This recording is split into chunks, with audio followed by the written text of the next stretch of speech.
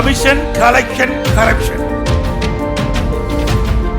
சுடலை பாபாவும் 200 திருடர்களும் சீரீஸ்ல நாம இன்னைக்கு பார்க்க போறது டாலர் சிட்டியான திருப்பூர் தெற்கு சட்டசபை தொகுதி எம்எல்ஏ கா செல்வராஜ் பத்தி தான்.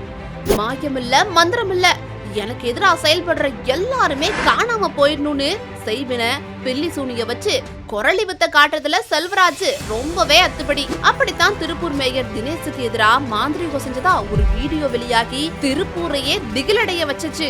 எம்எல்ஏ செல்வராஜ் எப்பவுமே போற இடத்துல எல்லாம் தனக்கு வரவேற்பு கொடுக்கணும்னு எதிர்பார்ப்பாருங்க.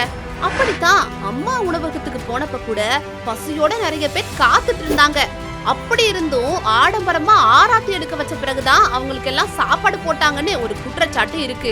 திருப்பூர் தெற்கு தொகுதியில கொலை, கொள்ளை, பாலியல் வன்கொடுமை சம்பவங்களுக்கு பஞ்சமே இல்ல. பள்ளிக்கூடத்துக்கு போன பிள்ளைங்க பத்திரமா வீட்டுக்கு வருவாங்களான்னு பெத்தவங்க எல்லாம் வயிற்றுல நெருப்பு கட்டிட்டு காத்திருப்பாங்க. ஏன்னா திமுக எம்எல்ஏ செல்வராஜ் தொகுதியில அவ்வளோ சம்பவம் நடந்திருக்கு. சரியான சாலை வசதி இல்ல, போற பாதை எல்லாமே குண்டும் குழியுமா, வாகன ஓட்டிகள் டெய்லியும் உயிரை கையில பிடிச்சிட்டு தான் போக வேண்டி இருக்கு. திருப்பூர்ல திருமண பக்கம் எல்லாம் குப்பைமேடுதான். மலை போல குவிஞ்சிருக்கிற குப்பைய பார்த்து மேயருக்கு எதிரா ஸ்டண்ட் அடிச்சு தர்ணா எல்லாம் செஞ்சாரு செல்வராஜ். ஆனாலும் தொகுதி மக்களோ தேர்தல் வர போறதால நீங்க காட்டுற குரலி வித்த செல்லுபடி ஆகாதுன்னு கிண்டல் அடிக்க ஆரம்பிச்சிட்டாங்க. தொகுதியில போதை சாக்லேட் விற்பனை ரொம்பவே அதிகமா இருக்கு.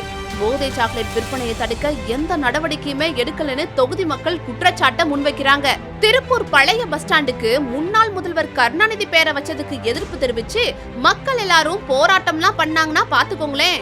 கொடி காத்த குமரன் பேரை வைக்காம கருணாநிதி பேரை வச்சது ஏன்னு கேட்டாங்க தொகுதி மக்கள். இத்தனை பிரச்சனை இருக்கிற திருப்பூர்ல இனியும் திமுகவுக்கு ஓட்டு போடக்கூடாதுன்னு மக்களே முடிவு பண்ணிட்டாங்க. திமுகவே ஊழல், ஊழல்லாம் திமுக. இந்தியாவிலேயே ஊழலுக்காக கிடைக்கப்பட்ட ஒரே அரசாங்கம் திமுக அரசாங்கம்.